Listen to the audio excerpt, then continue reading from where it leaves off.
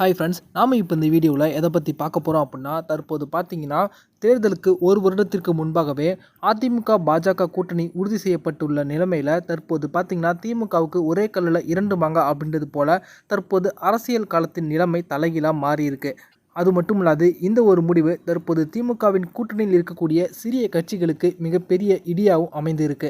அது பற்றின முழுமையான விவரத்தை இந்த வீடியோவில் பார்ப்போம். 2026ஆம் ஆண்டு சட்டமன்ற தேர்தல் நடைபெற இருக்கு. இதற்காக தற்போதுல இருந்தே அதிமுக, திமுக இந்த இரண்டு கட்சிகளும் களப்பணிகளை துவங்கி விட்டாங்க. இந்த நிலைமையில பார்த்தீங்கன்னா தேர்தலுக்கு இன்னும் ஒரு வருட காலம் அவகாசம் இருக்கக்கூடிய நிலைமையில அதிமுக பாஜகவின் கூட்டணியோடு போய் இணைஞ்சிட்டாங்க. இது எதிர்பார்க்காத ஒரு ட்விஸ்ட்டாக அமைந்திருந்தது.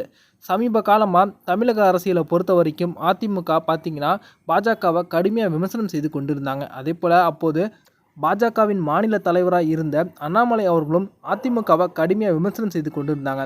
இந்த நிலைமையில் பார்த்திங்கன்னா அரசியல் களம் அப்போது ரொம்பவே சூடு பிடித்து இருந்தது.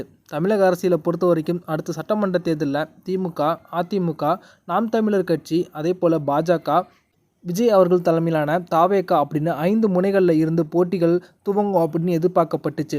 அதுலேயும் குறிப்பாக திமுகவில் தற்போது கூட்டணியில் இருக்கக்கூடிய சிறிய கட்சிகள் திமுகவின் தலைமையை அவங்க மிரட்டி வந்தாங்க. அது என்ன அப்படின்னா, எங்களுக்கு சட்டமன்ற தேர்தலில் அதிகமான தொகுதிகளை ஒதுக்கவில்லை அப்படின்னா அதிமுக எங்களை தற்போது கூட்டணிக்கு அழைத்து கொண்டு கதவை திறந்து வைத்திருக்காங்க, நாங்கள் அவங்களுடைய கூட்டணியில் போய் இணைந்துருவோம் அப்படின்னு மிரட்டி வந்தாங்க.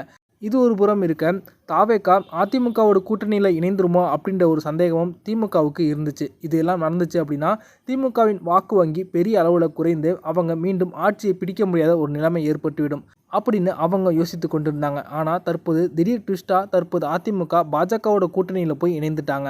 தேர்தலுக்கு முன்பு வரைக்கும் அதிமுக பாஜகவோடு இணையாது அப்படின்னு சொல்லி வந்த எடப்பாடி பழனிசாமி அவர்கள் தற்போது மீண்டும் அவங்க கூட கூட்டணி வச்சதன் காரணத்தினால ஒரு மதவாத அரசியல் கட்சியோடு அதிமுக மீண்டும் கூட்டணி வச்சுட்டாங்க அப்படின்னு சொல்லி அவங்களை எதிர்த்து ஈஸியாக பிரச்சாரம் பண்ணுவது தற்போது திமுகவுக்கு ஒரு கூடுதல் அட்வான்டேஜாக மாறியிருக்கு அப்படின்னே சொல்லலாம்.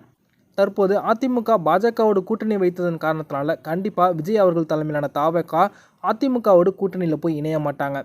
இது ஒரு புறம் இருக்க, திமுகவின் கூட்டணியில் இருக்கக்கூடிய சிறிய அரசியல் கட்சிகள் தற்போது அதிமுகவின் கூட்டணியில் போய் இணைய முடியாது. அங்கு பாஜக இருப்பதன் காரணத்தினால இவங்க அவங்களுடைய கூட்டணியில் இணைவதற்கு யோசிப்பாங்க. இதனால் தற்போது கூட்டணியில் இருக்கக்கூடிய சிறிய கட்சிகள் நாங்கள் வேறு கூட்டணிக்கு போய் இணைந்து விடுவோம், எங்களுக்கு அதிகமான சீட்டுகளை கொடுங்க அப்படின்னு அவங்க திமுகவின் தலைமையை மிரட்ட முடியாத ஒரு நிலைமை ஏற்பட்டிருக்கு. இது தற்போது திமுகவுக்கு ஒரு மிகப்பெரிய கூடுதல் அட்வான்டேஜாக மாறியிருக்கு. இதன் மூலமாக அவங்க 2026ஆம் ஆண்டு சட்டமன்ற தேர்தலில் தங்களுடைய கூட்டணியில் இருக்கக்கூடிய கட்சிகளுக்கு அவங்க ஒதுக்கக்கூடிய இடங்களில் மட்டுமே அவங்க போட்டியிட முடியும்.